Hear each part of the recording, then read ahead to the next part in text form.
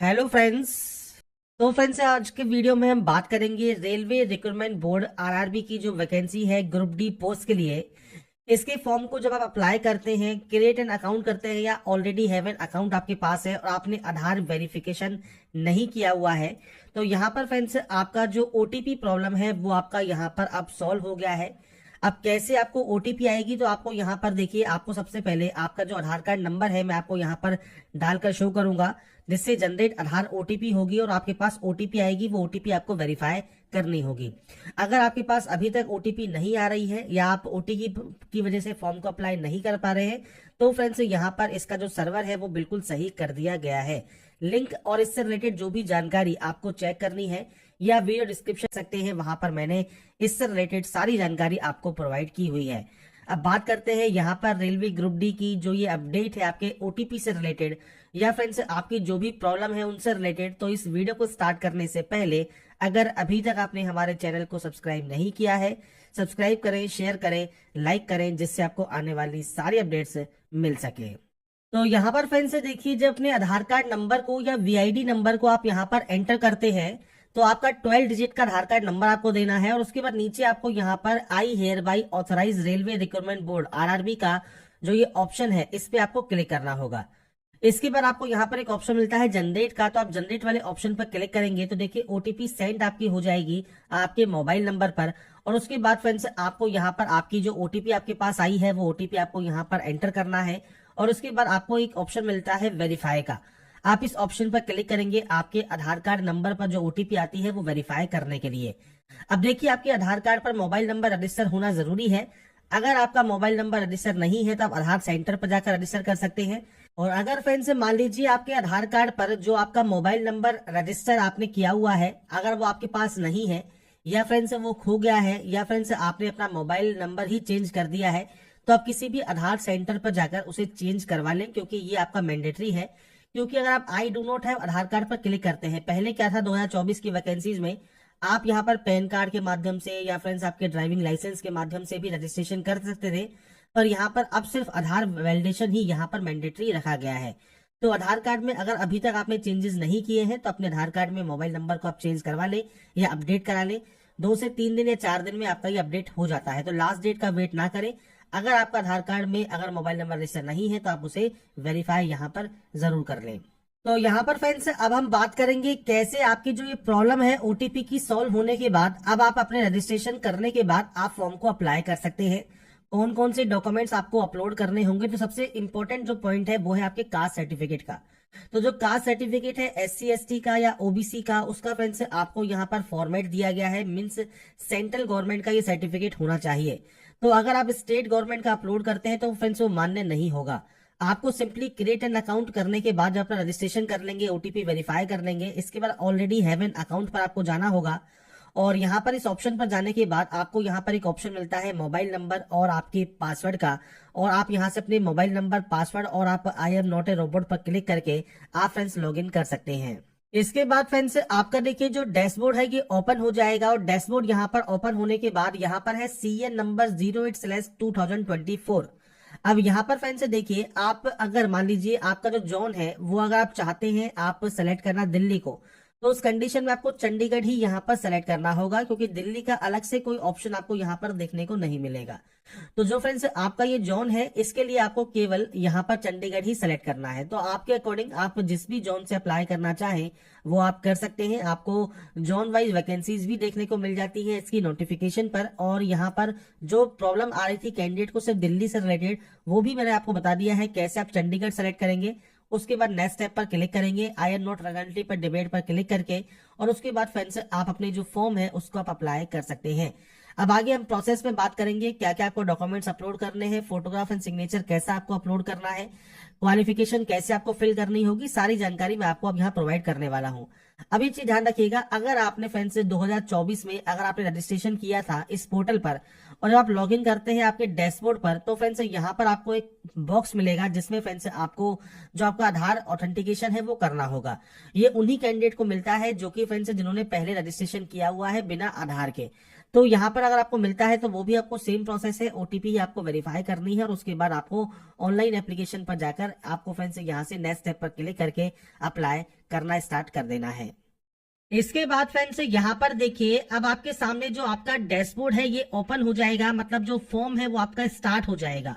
इसमें सबसे पहले आपको यहाँ पर ऑप्शन मिलेगा मैरिटल स्टेटस का। तो आपको यहाँ पर आप मैरिड है तो मैरिड सेलेक्ट कीजिए, अनमैरिड है तो आप अनमैरिड सेलेक्ट कर सकते हैं।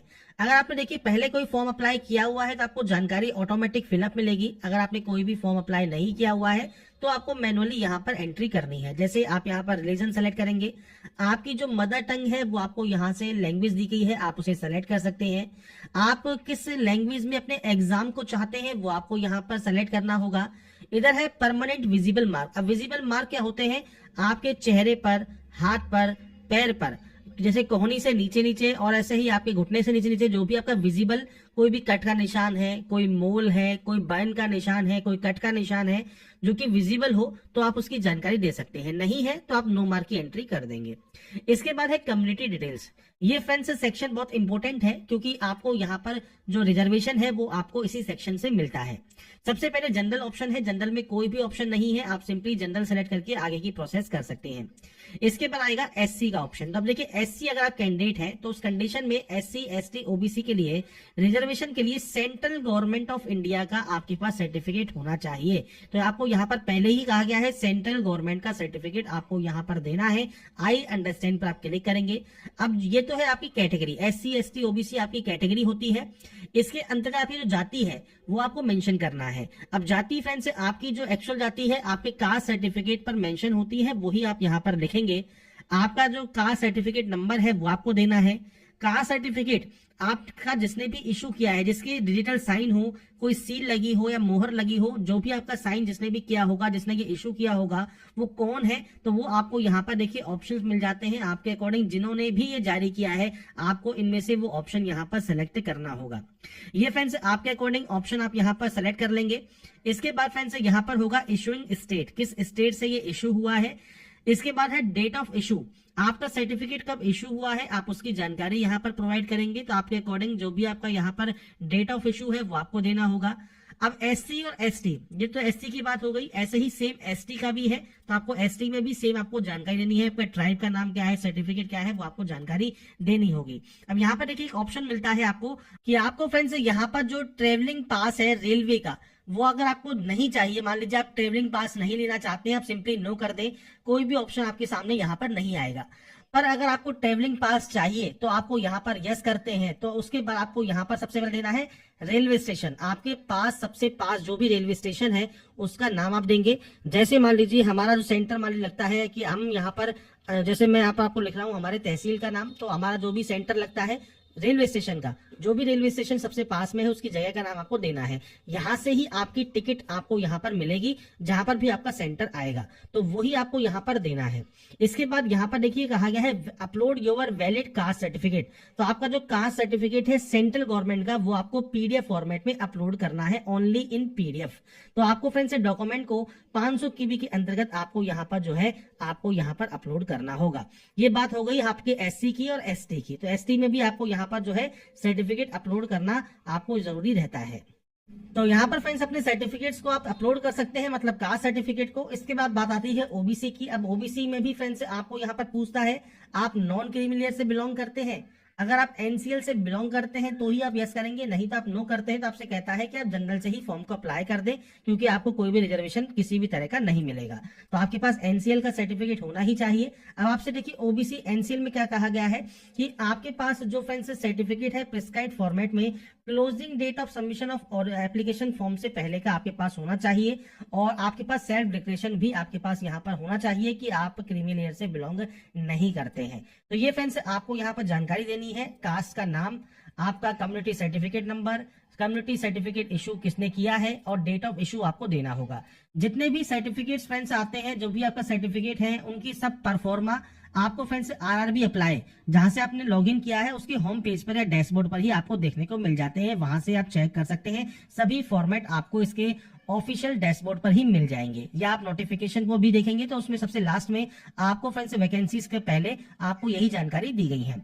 तो यहाँ पर आपके अकॉर्डिंग आप अपनी कम्युनिटी सेलेक्ट कर लेंगे। अब बात करें ईडब्ल्यूएस की, तो ईडब्ल्यूएस में भी फ्रेंड्स आपसे कहा गया है अगर आप बेनिफिट यहाँ पर लेना चाहते हैं तो आपके पास प्रिस्क्राइब्ड फॉर्मेट में आपके पास जो सर्टिफिकेट है वो आपका होना जरूरी है। बस ध्यान रखिएगा, ईडब्ल्यूएस अलग चीज होती है और ईबीसी अलग चीज होती है, तो ये चीज आपको बस यहाँ पर ध्यान रखना है। आप ईडब्ल्यूएस से आते हैं या ईबीसी से आते हैं, तो आपका जो ईडब्ल्यूएस सर्टिफिकेट है वो भी आपको यहाँ पर सर्टिफिकेट नंबर, किसने इशू किया है, डेट ऑफ इशू आपको देना होगा। लेटेस्ट सेशन का आपके पास जो है वो आपके पास सर्टिफिकेट होना चाहिए, तो आपके अकॉर्डिंग आपका सर्टिफिकेट आप दे देंगे। इसके बाद है आपका पोस्टल एड्रेस। दो तरह से एड्रेस है, प्रेजेंट और आपका परमानेंट। अब ये आपके अकॉर्डिंग आपको डाटा देनी है, आपका स्टेट कौन सा है, आपका डिस्ट्रिक्ट कौन सा है, आपका पूरा एड्रेस क्या है, आपका नियरेस्ट सिटी कौन सी है या मेजर टाउन कौन सा है, पिन कोड क्या है, ये आपको देना होगा। प्रेजेंट परमानेंट एड्रेस सेम है तो आप सेम इस पर क्लिक करें, अलग अलग है तो आप अलग अलग एंट्री कर सकते हैं और उसके बाद यहां से डाटा को सेव एंड नेक्स्ट कर सकते हैं। इसके बाद फ्रेंड्स आपकी जैसे ही डाटा यहाँ पर सेव हो जाएगी, इसके बाद फ्रेंड्स यहाँ पर जो नेक्स्ट ऑप्शन आएगा वो सबसे पहले आएगा एक्स सर्विसमैन का। तो यहाँ पर फ्रेंड्स देखिए, जो एक्स सर्विसमैन कैंडिडेट है वो यहाँ पर यस करेंगे। डिफेंस सर्विस आपकी कौन सी रही है, आपकी रैंक का नाम क्या है, डेट ऑफ ज्वाइनिंग क्या है आपकी। इसके अलावा अगर आप स्टिल वर्किंग है तो आप यस करेंगे, नहीं है तो आप नो करेंगे, और डेट ऑफ डिस्चार्ज आपको देना होगा। रीजन क्या है डिस्चार्ज का वो आपको जानकारी प्रोवाइड करनी है, आपके डिस्चार्ज सर्टिफिकेट नंबर। अगर आपने री एम्प्लॉयमेंट लिया है एज ए एक्स सर्विसमैन तो आप यस कर सकते हैं, नहीं लिया है तो आप यहाँ पर नो करेंगे। अगर आप एक्स सर्विसमैन नहीं है तो सिंपली नो कर दीजिए। पीएच कैटेगरी में अगर आप आते हैं तो यस कर सकते हैं। डिसेबिलिटी कैटेगरी इनमें से कौन सी है, सब कैटेगरी कौन सी है वो आपको देना होगा। जब आप इनमें से सेलेक्ट करेंगे तो ही आपको यहाँ पर ऑप्शन देखने को मिलेगा। इसके बाद परसेंटेज ऑफ डिसेबिलिटी क्या है, नेचर ऑफ डिसेबिलिटी परमानेंट है, टेम्परेरी है, पीएच सर्टिफिकेट नंबर क्या है। अगर आपके पास यूडीआईडी नंबर अवेलेबल है तो आप दे सकते हैं। पीएच सर्टिफिकेट इशू कब हुआ है वो जानकारी आपको देनी होगी, नहीं है पीएच तो आप सिंपली नो कर सकते हैं। ऐसे ही स्क्राइब्स के बारे में है, अगर आपको राइटिंग एबिलिटी अगर आपकी अफेक्टेड है, आप राइट नहीं कर सकते हैं, तो आपको फ्रेंड्स इस कंडीशन के लिए आपको स्क्राइब मिलता है। अगर फ्रेंड्स आपको स्क्राइब चाहिए, अगर आपका पीएच कैटेगरी में अगर आपका राइटिंग हैंड अफेक्टेड है तो आप यहाँ पर यस कर सकते हैं और उनकी जानकारी आप यहाँ पर प्रोवाइड कर सकते हैं, नहीं है तो आप सिंपली यहाँ पर नो कर देंगे। इसके बाद आता है ईबीसी सर्टिफिकेट होल्डर। अब ये क्या है, अगर आपका जो फ्रेंड्स एनुअल इनकम है फैमिली का वो या तो 50,000 से कम है या आपके पास बीपीएल कार्ड है तो ही फ्रेंड्स आप इस ऑप्शन को यस करेंगे। यहाँ पर ध्यान रखिएगा, आपको कोई भी रिजर्वेशन नहीं मिलता, आपको ईबीसी का जो बेनिफिट मिलता है वो मिलता है ओनली फीस में। तो आपको फीस में जो छूट है वो आपको मिल जाएगी, मतलब जो 250 रुपए फीस है वो आपको कम से कम पे करनी होगी। तो ये फ्रेंड्स आपको तभी बेनिफिट मिलता है अगर आप यहाँ पर यस करते हैं। फीस में आपको छूट चाहिए तो आप यस कर सकते हैं। आपका सर्टिफिकेट नंबर, इशुइंग अथॉरिटी कौन सी है, किसने ये जारी किया है वो जानकारी आप देंगे और डेट ऑफ इशू आपको देना होगा, नहीं तो आप सिंपली यहाँ पर नो कर देंगे। इसके बाद फ्रेंड्स नेक्स्ट ऑप्शन है इंडियन रेलवे में अगर आप एम्प्लॉई हैं तो आप यहाँ पर यस कर सकते हैं। आपने फ्रेंड्स एनओसी के लिए जो आपका कंट्रोलिंग ऑफिसर है उसके पास अप्लाई कर दिया है तो आप यहाँ पर यस करेंगे, और एनओसी मैंडेटरी होता है at the time of dB. तो ये फ्रेंड्स डॉक्यूमेंट वेरिफिकेशन के समय जरूरी होता है। आपकी कौन सी कैटेगरी में आप सर्विंग करते हैं, प्लेस ऑफ वर्किंग क्या है और किस पीयू या जोन या यूनिट में आप वर्क करते हैं वो आपको यहाँ पर सेलेक्ट करना होगा, नहीं है तो आप सिंपली नो कर देंगे।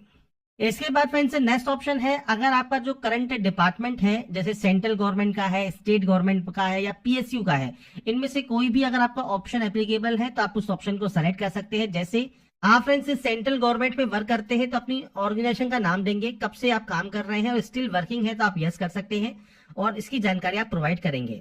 इसके बाद फ्रेंड्स नेक्स्ट ऑप्शन आएगा जो कि है friends detail of course completed act apprenticeship, मतलब सीसीएए का। इसकी ही जानकारी मैंने फ्रेंड्स आपको यहाँ पर शो की थी स्टार्टिंग में, रेलवे एक्ट अप्रेंटिसशिप। तो फ्रेंड्स अगर आपने ये किया हुआ है तो ही आपको ये जानकारी यहाँ पर फिल करनी है। इसके लिए आपको यहाँ पर यस करना होगा कि आपने रेलवे से एक्ट अप्रेंटिसशिप किया हुआ है। तो यहाँ पर फ्रेंड्स जब आप यस करते हैं तो सबसे पहले पूछता है नेम ऑफ द ट्रेड।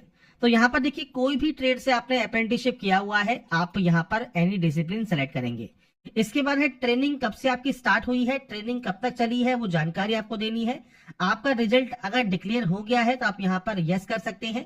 और उसके बाद फ्रेंड्स आपका जो सर्टिफिकेट नंबर है और सर्टिफिकेट डेट है, मार्क्स ऑब्टेन है, फुल मार्क्स है, वो जानकारी आपको यहाँ पर देनी होती है एक्ट अप्रेंटिसशिप की। तो यहाँ पर फ्रेंड्स देखिए एक सैंपल मैंने आपके सामने यहाँ पर शो किया है। जैसे फ्रेंड्स यहाँ पर आपने फ्रेंड्स जो भी अप्रेंटिसशिप किया हुआ है उसमें आपने फ्रेंड्स देखिए जो ट्रेड है वो आपको यहाँ ट्रेड का नाम देखने को मिल जाएगा। इसके बाद आपको प्रवेश पत्र मिलेगा कब से कब तक आपने यहाँ पर जो है ट्रेनिंग की है, तो आपको जो डेट है वो आपको मेंशन हो जाती है। इसके बाद आपकी परसेंटेज आपको यहाँ पर मेंशन हो जाती है और उसके बाद जारी होने की जो डेट है, आपके सर्टिफिकेट इशू की जो डेट है वो आपको यहाँ पर मेंशन आपको यहाँ पर मिलती है। तो ये जानकारी आपको आपके सर्टिफिकेट पर भी मेंशन होती है और आपने फ्रेंड्स से कब तक किया है वो जानकारी भी आप यहाँ पर चेकआउट कर सकते हैं। प्लेस ऑफ इशू भी आपको यहाँ पर देखने को मिलता है। तो जो भी आपको जानकारी चाहिए वो सब जानकारी आपको यहाँ पर देखने को मिल जाएंगी और इसके अकॉर्डिंग ही जैसा भी आपके पास सर्टिफिकेट है आपके अप्रेंटिसशिप का, उसके अकॉर्डिंग जानकारी आपको एंटर करनी है। अब यहाँ पर फ्रेंड्स देखिए जो प्रॉब्लम यहाँ पर सभी कैंडिडेट को जो है यहाँ पर फेस करनी पड़ रही है वो क्या है, तो वो फ्रेंड्स जो प्रॉब्लम है वो है इसकी ड्यूरेशन। तो आप देख रहे होंगे ट्रेनिंग की जो डेट है वो आपने जब यहाँ पर एंटर की, जो भी फ्रेंड्स डेट हमें यहाँ पर दी गई है, जब हम इसे एंटर करते हैं तो आपके सामने जो ड्यूरेशन आती है वो आती है सिर्फ 11 महीने 30 दिन की। तो यहाँ पर फ्रेंड्स 1 साल के लिए फ्रेंड्स जो आपकी अप्रेंटिसशिप रिक्वायर्ड की गई है उसमें फ्रेंड्स 1 दिन कम आपका यहाँ पर आता है, क्योंकि जो डेट है जिस डेट पर आपका ये खत्म हो रहा है, जो भी लास्ट डेट है उस डेट पर फ्रेंड्स आपका यहाँ पर जो क्राइटेरिया है वो काउंट कर रहा है। तो आपको यहाँ पर फ्रेंड्स अभी देखिए वेट करना है, क्योंकि यहाँ पर क्योंकि फॉर्म अभी स्टार्ट ही हुए हैं तो समस्याएं धीरे धीरे जैसे जैसे आती जाएंगी वैसे वैसे फ्रेंड्स आगे की प्रोसेस में भी आपको उसकी मदद मिलेगी। तो इसके लिए फ्रेंड्स देखिए यहाँ पर क्योंकि अभी फॉर्म स्टार्ट ही हुए हैं तो आपको अभी थोड़ा वेट करना ही होगा, क्योंकि आप वहां पर गलत डेट डालकर एंटर नहीं कर सकते आपको, क्योंकि अगर यहाँ पर प्रोसेस करने में कोई भी टाइम लग रहा है, क्योंकि फ्रेंड्स यहाँ पर जब आपको जो ड्यूरेशन है वो 1 साल कंप्लीट नहीं है, आपको कोई भी एरर शो कर रहा है तो आपको यहाँ पर कोई गलत डेट नहीं एंटर करना है, आपको थोड़ा सा वेट करना है। वेट करने के लिए मैं इसलिए कह रहा हूँ क्योंकि फ्रेंड्स यहाँ पर देखिए जो हेल्पलेस नंबर दिया गया है यहाँ पर ये कॉल नहीं उठा रहे हैं। अगर आप कॉल उठा लेते हैं तो आप एक बार फोन करके ट्राई कर सकते हैं। आपको जो ये मेल आईडी दी गई है इस पर आप मेल करेंगे और आपकी जो समस्या है कि जो ट्रेनिंग की जो CCA की अप्रेंटिसशिप ट्रेनिंग ड्यूरेशन है वो 1 साल की नहीं है, तो फ्रेंड्स आपको पूछना है कि आपको क्या करना है। तो वो फ्रेंड्स हो सकता है पोर्टल को जल्दी से सही कर दे और जो आपकी जो कट ऑफ डेट है उस डेट पर ये आपका जो ट्रेनिंग शेड्यूल है वो काउंट किया जाए। इसके बाद आपका यहाँ पर जो ड्यूरेशन है वो 1 दिन ऑटोमेटिक आ जाएगा, मतलब 1/8/2022 भी अगर वो काउंट करते हैं तो ये ऑटोमेटिक यहाँ पर हो जाएगा जो है 1 साल का। उसके बाद ही आप इसमें सबमिट कर पाएंगे। क्योंकि मैं आपको प्रोसेस बता रहा हूँ तो आपको जो फॉर्म है वो इसी तरह से भरना होगा। आपकी जैसे ही डेट यहाँ पर 1 साल की हो जाएगी, इसके बाद फ्रेंड्स आपके सर्टिफिकेट नंबर, सर्टिफिकेट डेट, आपके नंबर्स कितने कितने आपने गेन किए हैं वो जानकारी आप देकर यहाँ से फॉर्म को सबमिट कर पाएंगे। ऐसा ही फ्रेंड्स ऑप्शन नीचे है बैंक डिटेल्स का। अब ये जो ऑप्शन है ये फ्रेंड्स मेनली इसके लिए है जो कि आपकी फीस रिफंड के लिए है। जो आपकी फीस रिफंड होगी, जैसे 500 रुपए है तो उसमें 400 रुपए रिफंड होगा, 250 रुपए फीस आपको पे करनी हो रही है तो आपको 250 रुपए जो रिफंड होंगे CBT के बाद, वो फ्रेंड्स आपको जिस अकाउंट में चाहिए आपको उसकी जानकारी देनी है। मेनली आपके बैंक की पासबुक देखिए, बैंक की पासबुक का जो फर्स्ट पेज है उसमें फ्रेंड्स आपको आपके बैंक का account number, bank account holder name, bank का IFSC कोड ये सब देखने को मिल जाएगा। उसके अकॉर्डिंग डाटा को एंटर कीजिए और उसके बाद यहाँ से सेव एंड नेक्स्ट कर दीजिए। इसके बाद फ्रेंड्स नेक्स्ट ऑप्शन आता है आपकी क्वालिफिकेशन का। अब देखिए क्वालिफिकेशन में सबसे पहले फ्रेंड्स यहाँ पर देखिए ऑप्शंस मिलेंगे आपको ITI, 10th और NAC का। अब यहाँ पर जैसे आपका 10th है तो 10th को सेलेक्ट कीजिए। क्वालिफिकेशन में आपने किस स्टेट से, किस डिस्ट्रिक्ट से पास किया है, बोर्ड का नाम क्या है, तो आपके बोर्ड का नाम आप यहाँ पर पूरा नाम एंटर कीजिएगा। डेट ऑफ पासिंग क्या है वो आपको देना है, रोल नंबर देना है, 10th का जो सर्टिफिकेट का सीरियल नंबर है, सर्टिफिकेट नंबर है वो जानकारी आपको देकर अपडेट कर देना है। मैं सिर्फ डेमो शो कर रहा हूं, आपकी एक्चुअल डाटा आपको यहाँ पर एंटर करनी है। ऐसे ही ITI में आपकी ITI किसी भी डिसिप्लिन में है, किस स्टेट से पास किया है, किस डिस्ट्रिक्ट से पास किया है, इंस्टीट्यूट का नाम क्या है, डेट ऑफ पासिंग क्या है। इसके बाद फ्रेंड्स सर्टिफिकेट इशू NCVT कैसे हुआ है, SCVT से हुआ है, नेशनल ट्रेड सर्टिफिकेट कौन सा है, जानकारी आप यहाँ पर देकर अपडेट कर सकते हैं। अब इस पोस्ट के लिए केवल 10वीं क्लास पास आउट कैंडिडेट भी एलिजिबल है। ITI किया हुआ है तो ITI भी एलिजिबल है और आपने NAC भी किया हुआ है तो आप ट्रेड में एनी डिसिप्लिन सेलेक्ट करेंगे।